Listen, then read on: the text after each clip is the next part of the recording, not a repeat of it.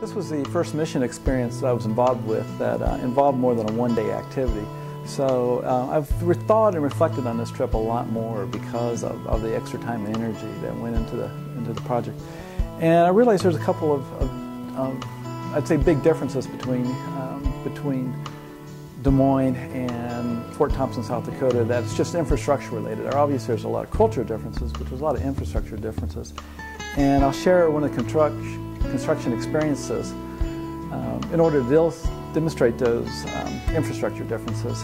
And specifically, on one day I was up on the roof of the Boys and Girls Club, and we were going to patch some holes in the roof where water was getting in and messing up ceiling tiles and just ruining light fixtures, rusting them up and things like that.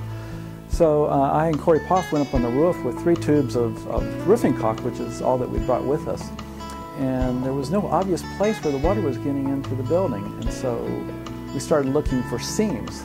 And we quickly realized, this is a very large building, quickly realized there's about 200 foot of seams. And we've got 3 tubes of caulk, which is nowhere near enough to cover that. So fortunately people were on a supply run to the nearest store, which was about 45 minutes one way to get there. So we thought, okay, we'll just call them and get the supplies and they'll come back when we finish the job. Well, we couldn't get a hold of them. Cell phone coverage also isn't available. So for here, what would be just get in your car and drive 1 mile down the road. When you're in remote areas like Fort Thompson, it's a big deal going out and getting additional supplies. And then you're limited on being able to communicate with people once they're out on the road. So in a sense, it's kind of like falling back here 20 years ago where there were no cell phone coverages. So big infrastructure differences that influence how you do things.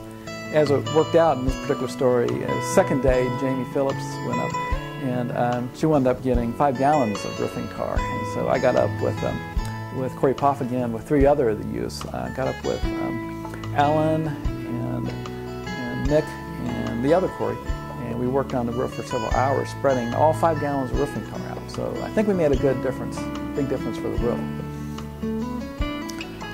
I think one of the more interesting things that we did when we were there that was just fun and entertaining was when we had the demolition derby. I've never seen a demolition derby before, and one thing that made it very, very different than what we had first even expected when we started talking about going to the demolition derby was it became apparent that Barry Griswold was going to race in the demolition derby. So we're like looking at each other saying, is this safe? And we're noticing everybody else driving is a little bit younger than Barry. And I shared a couple comments that I thought were very interesting. One was overheard Michelle say, well, that's the Barry I married. I thought that was interesting.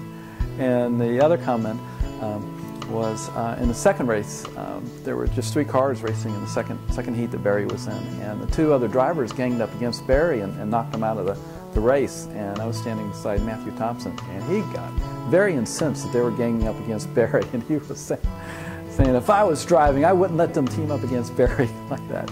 He was very upset at the way Barry was treated by the other 2 drivers. But thinking again about the Lakota people and thinking about the cultural differences, I think there's just a lot of depth there that we just are going to continue to struggle to understand. There's just so many differences. Some of them are obviously culture related to the Indian culture. And others are things that have been set up by just the way the reservation structure was set up. And as an example, one of the things that I came to understand is apparently a lot of the housing that the people live in is provided by the tribe. And likewise, medical care is provided by the U.S. government as part of the settlement and creation of the reservation system. And then third thing is a lot of the food, again, is provided by the U.S. government in forms of food stamps, but this is tied into the reservation agreements. So 3 of the things that I think most American families struggle to provide for their family are the Indian people don't have to struggle, they don't have to work in order to obtain those. And so that just kind of sets that culture up as being different by infrastructure. So I'd say that after spending a week there, I think I can safely say I don't even start to understand the issues and certainly do not understand the situation. But I do say that I like the approach that we're taking with trying to form relationships with the Lakota people. It's, we're not going up to do projects, we're going up to build relationships, and the projects is just the way you get in to be able to form relationships. And I am looking forward to the opportunity to go back.